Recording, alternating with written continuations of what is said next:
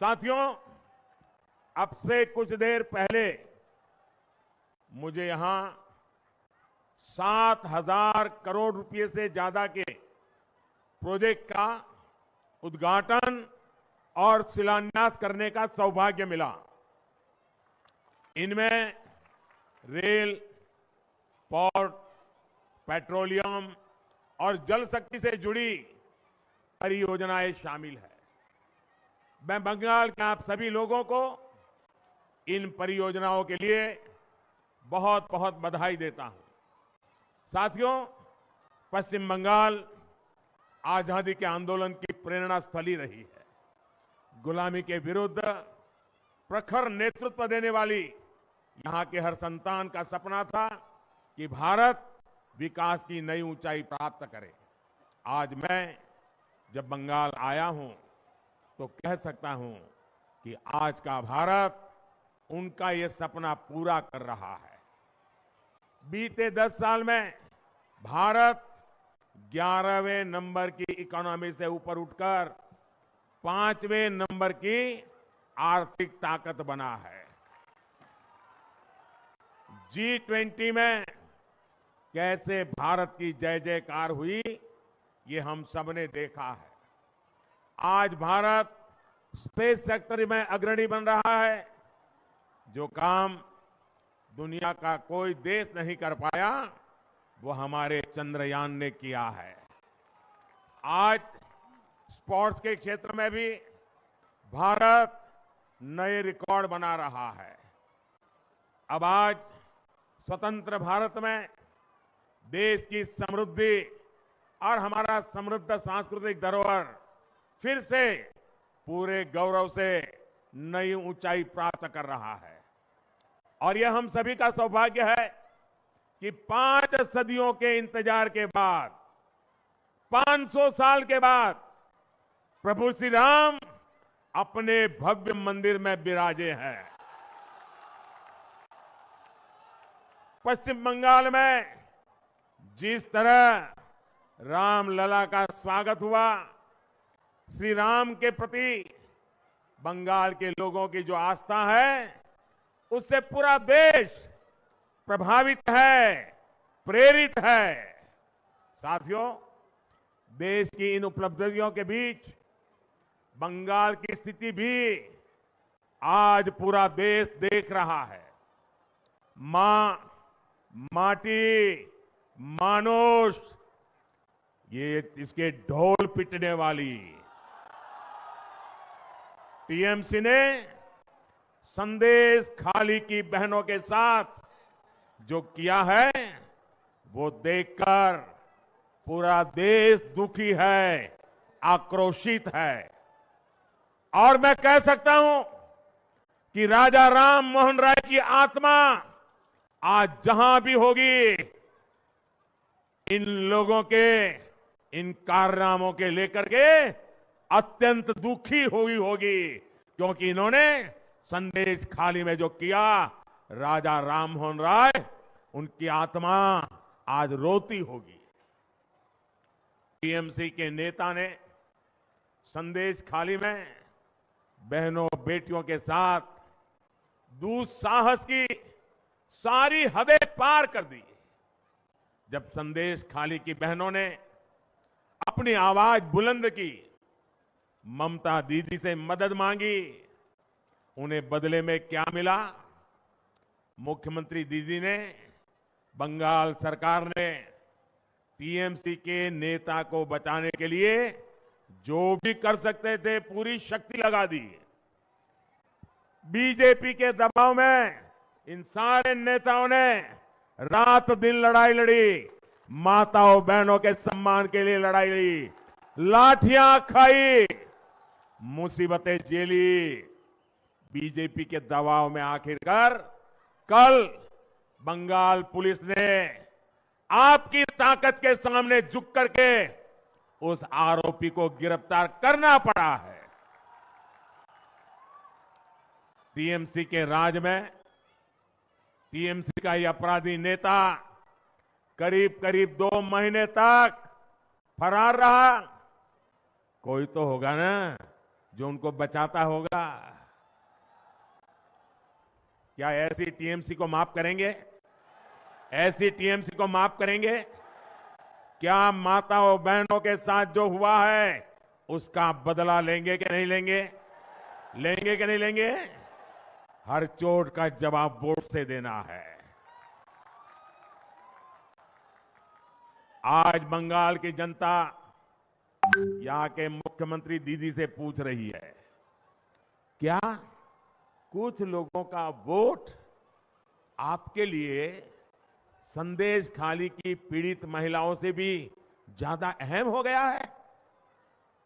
अरे शर्म आनी चाहिए। बंगाल के मेरे भाइयों बहनों, मुझे सबसे ज्यादा हैरानी इंडी गठबंधन के बाकी नेताओं को देखकर होती है।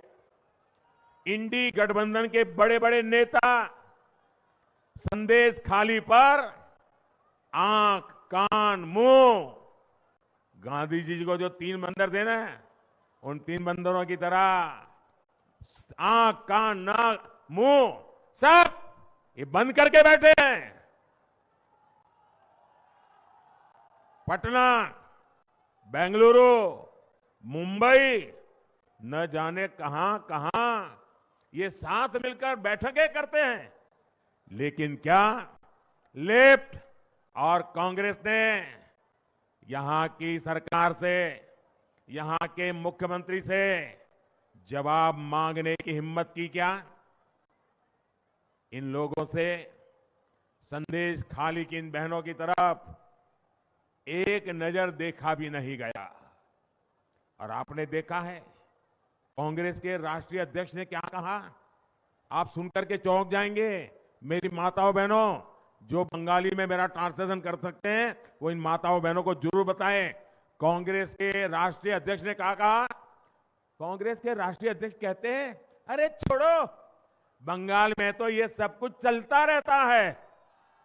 क्या ये बंगाल का अपमान है कि नहीं है? बंगाल की महान परंपरा का अपमान है कि नहीं है?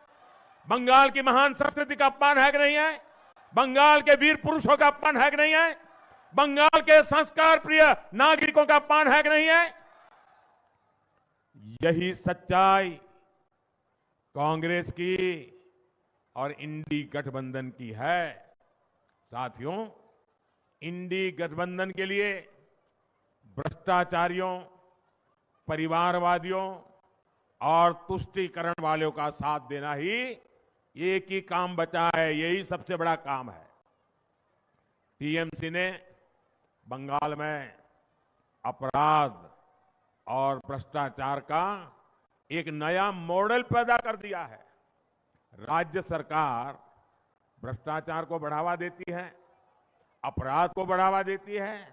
इतना ही नहीं, अपराधियों को संरक्षण के बदले टीएमसी नेताओं को भर भर के पैसे मिलते हैं। टीएमसी ने यहां प्राइमरी टीचर्स की भर्ती में घोटाला किया कि नहीं किया? घोटाला किया कि नहीं किया? टीएमसी ने यहां म्यूनिसिपैलिटी भर्तियों में घोटाला किया कि नहीं किया? घोटाला किया कि नहीं किया? टीएमसी ने यहां सरकारी सामान की खरीद में घोटाला किया कि नहीं किया? घोटाला किया कि नहीं किया?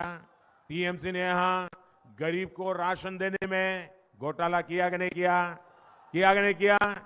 गरीब और मध्यम वर्ग की जमीन पर कब्जा करना हो, चीट फंड योजनाओं में घोटाला करना हो, बॉर्डर पर जानवरों की स्मगलिंग करनी हो, टीएमसी ने घोटाले और भ्रष्टाचार के लिए कोई क्षेत्र छोड़ा नहीं है। और इसलिए देखो, टीएमसी के मंत्रियों के घर से नोटों के ढेर निकल रहे हैं। नोटों के ढेर, आपने इतने नोटों के ढेर देखे नहीं देखे? देखे कि नहीं देखे? क्या कभी पहले नोटों का इतने बड़े ढेर देखे थे? कभी सिनेमा में भी देखे थे क्या? क्या कर दिया इन लोगों ने। और ऊपर से यहां की सरकार केंद्रीय जांच एजेंसियों को भी जांच करने से रोकने के लिए हर हथकंडा अपना रही है।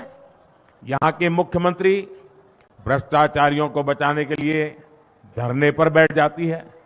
टीएमसी चाहती है कि केंद्र की योजनाओं भी उनको खुली लूट करने का मौका मिले। अब मोदी इनकी मनमानी चलने नहीं दे रहा, इसलिए मोदी को टीएमसी अपना दुश्मन नंबर 1 मानती है। अब आप मुझे बता दीजिए, मैं जरा आपको पूछता हूं, क्या ये टीएमसी की लूट में चलने दूं क्या? ये टीएमसी जो करती हूं मैं करने दूं क्या? ये पैसा आपका है कि नहीं है? ये बंगाल के लोगों का पैसा है कि नहीं है? आपकी मेहनत का पैसा है कि नहीं है? क्या औरों को लूटने दूं क्या? अगर मैं लड़ाई लड़ता हूं तो सही करता हूं नहीं करता हूं? ये लुटेरों के पीछे मैं कदम उठाता हूं, अच्छा कर रहा हूं नहीं कर रहा हूं? मैं आज बंगाल को वादा कर रहा हूं, मेरी गारंटी है, ये लूटने वालों को लौटाना पड़ेगा। ये मोदी छोड़ने वाला नहीं है। और मोदी न इनकी गालियों से डरता है, इनके हमले से डरने वाला, रुकने वाला मोदी नहीं है। मैंने पश्चिम बंगाल की बहनों, पश्चिम बंगाल के गरीब, पश्चिम बंगाल के युवाओं को गारंटी दी है और मोदी की गारंटी की है, जिसने गरीब को लूटा है उसको लौटाना ही पड़ेगा। साथियों, टीएमसी की सरकार के रवैये के कारण पश्चिम बंगाल का विकास प्रभावित हो रहा है। टीएमसी सरकार की सजा यहां का गरीब और मिडिल क्लास भुगत रहा है। मैं आपको इसके कुछ प्रमाण देता हूं। झारिया और रानीगंज कोल फील्ड का प्रोजेक्ट हमने लगभग 6 साल पहले शुरू किया था, लेकिन यहां की सरकार इसको आगे बढ़ने नहीं दे रही है। 18,000 करोड़ रुपए का, यह आंकड़ा याद रखिए, 18,000 करोड़ रुपए जगदीशपुर, हल्दिया और बोकारो धामरा पाइपलाइन प्रोजेक्ट भी 4 साल से पेंडिंग पड़ा है। राज्य सरकार का सहयोग न मिलने के कारण तारकेश्वर से विष्णुपुर रेल लाइन का काम भी रुका पड़ा है। हजारों करोड़ रुपए के ऐसे अनेक प्रोजेक्ट्स जिनके लिए केंद्र सरकार ने पैसा सैंक्शन कर दिया, लेकिन काम नहीं हो पा रहा है। यहां तक कि टीएमसी सरकार गरीबों के घर तक नहीं बनने दे रही है। पूरे देश में मोदी ने 4 करोड़ से अधिक गरीब परिवारों को पक्के घर दिए हैं। पक्के घर मिल चुके। वो पक्के घर में दिवाली, होली मना रहे हैं, दुर्गा पूजा कर रहे हैं। पश्चिम बंगाल के गरीब परिवारों के लिए भी केंद्र की भाजपा सरकार ने 45 लाख 45 लाख घर हमने स्वीकृत किए हैं। इसके लिए 42,000 करोड़ रुपए, 42,000 करोड़ रुपए रिलीज किए गए हैं। लेकिन बंगाल में राज्य सरकार गरीबों के घर बनाने के लिए तेजी से काम नहीं कर रही, अड़ंगे डाल रही है, रुकावटें पैदा कर रही है। आप मुझे बताइए, पैसे हैं तो गरीबों के घर बनने चाहिए कि नहीं बनने चाहिए? जल्दी से जल्दी बनने चाहिए कि नहीं बनने चाहिए? अच्छे से अच्छे बनने चाहिए कि नहीं बनने चाहिए? क्या ये टीएमसी वाले बना सकते हैं क्या? बना सकते हैं क्या? अगर बनाएगा तो बीजेपी बनाएगी, अगर करेगा तो मोदी करेगा। मेरी माताएं बहनें इतनी बड़ी तादाद में आई हैं, आपको मैं बताना चाहता हूं। आप जानते हैं केंद्र सरकार हर घर नल से जल पहुंचाने का अभियान चला रही है। हर घर में पाइप से पानी पहुंचे लिए काम हो रहा है।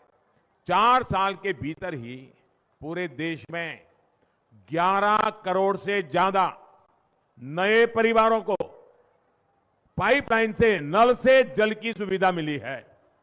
लेकिन हर घर जल देने के लिए पश्चिम बंगाल सरकार कछुए की रफ्तार से काम कर रही है।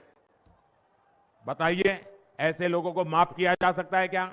माताएं बहनें जो आपके घर पानी नहीं पहुंचने देते हैं, उनका दाना पानी बंद करना चाहिए, नहीं करना चाहिए? करोगे क्या? आपके आशीर्वाद रहेंगे।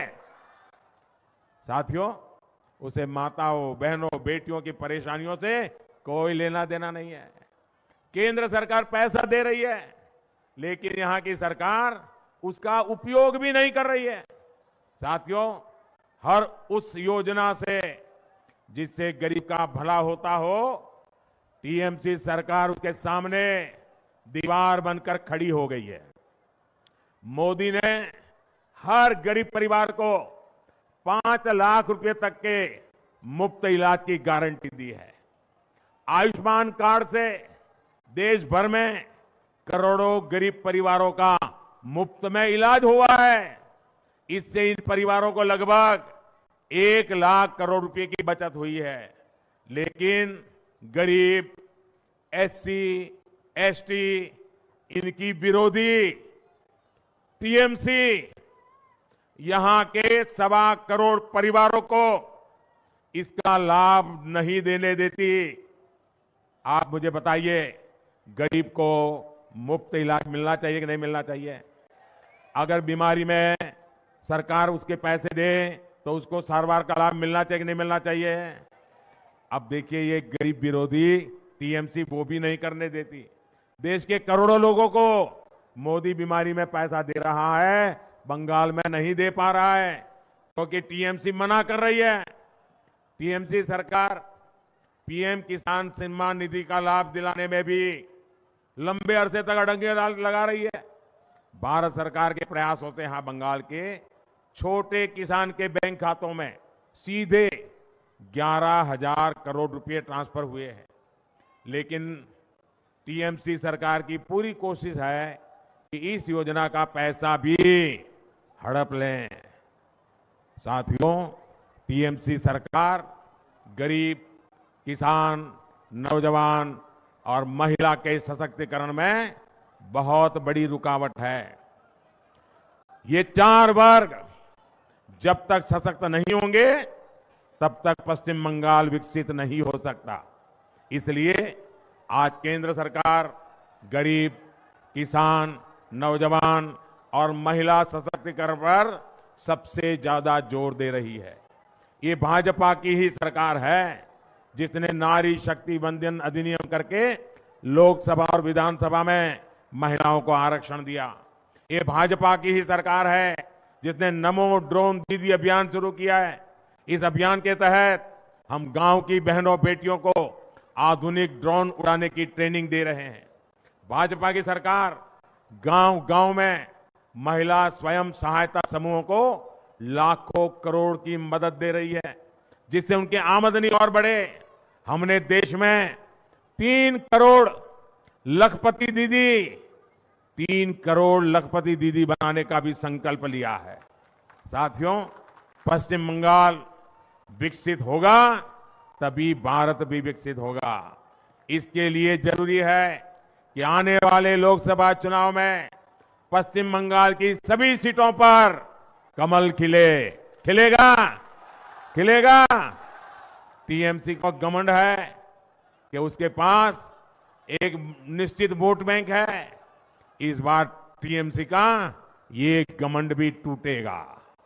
इस बार मुस्लिम बहन बेटियां भी टीएमसी के गुंडा राज को उखाड़ फेंकने के लिए आगे आएगी। इस लोकसभा चुनाव के नतीजे पश्चिम बंगाल से टीएमसी सरकार का उसकी विदाई का, उसके पराजय का काउंटडाउन शुरू करेंगे। आज शब्दों की आवाज आ रही है। मैं अभी देख रहा था शुभेंदु जी को, और हमारे अध्यक्ष जी बता रहे थे, ऐ बार